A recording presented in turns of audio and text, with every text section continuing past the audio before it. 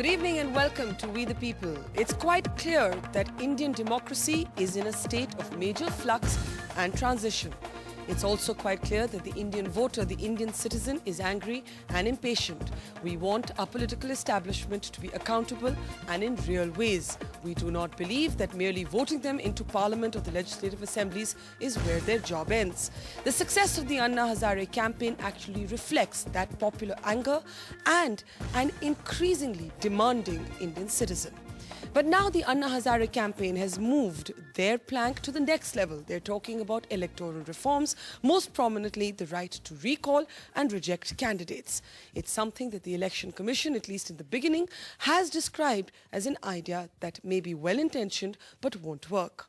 On We the People today, we debate whether the right to recall and reject our candidates is a workable or a desirable idea. Will it strengthen democracy or will it lead to greater chaos and greater anarchy? And also, as we make all these expectations of our politicians, isn't the natural corollary that we must go out and vote? So should voting be compulsory as well? These are some of the questions that come up from this debate. We will be cutting across to the Chief Election Commissioner, S.Y. Qureshi, in just a moment. But Kiran, if I can start with both you and Manish Sisodia, who are here representing Anna Hazare's team and demand on this.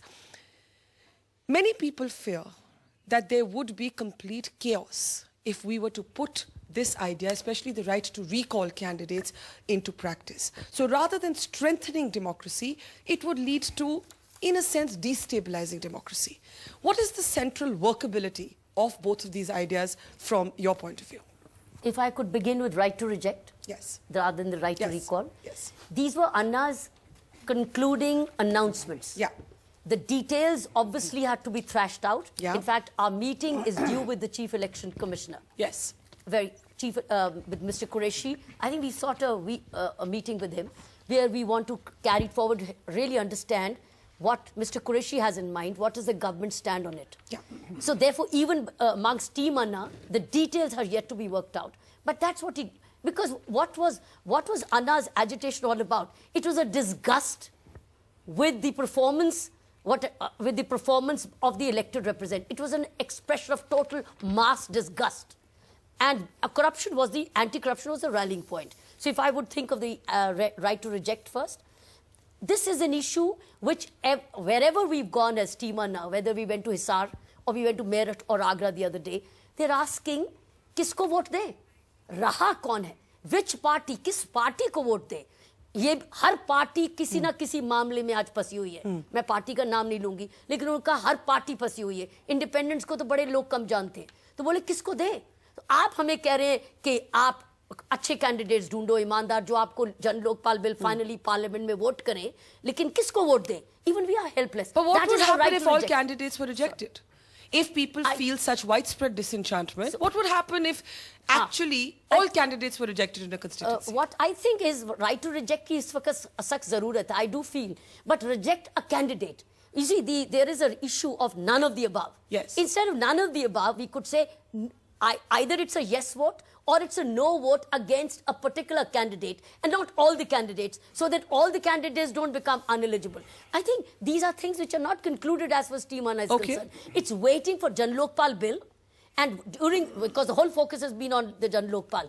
As it moves towards this logical conclusion by the winter session, then this will be thrashed out, and we would welcome huge amount of national debate. All right, so you're saying it has to be the beginning of a debate. Before I get Manish's perspective, Naveen Jindal, as a Congress member of Parliament, is this an acceptable idea? After all, the Law Minister has called an all-party meeting on it. It's clearly an idea that hasn't been rejected per se. It's an idea that's in fact been tried at the panchayat levels and the local body levels in Madhya Pradesh, in Chhattisgarh. Is this a workable idea for you as a politician? Look, I'm just giving you my personal views over here. I'm not the party spokesperson. Yeah, I'm just giving you my personal views. To my mind, it's not a practical idea. It's not a feasible idea. Because? Because, I mean, you know, if you know who the candidates are going to be, there's nobody stopping anybody from contesting the elections.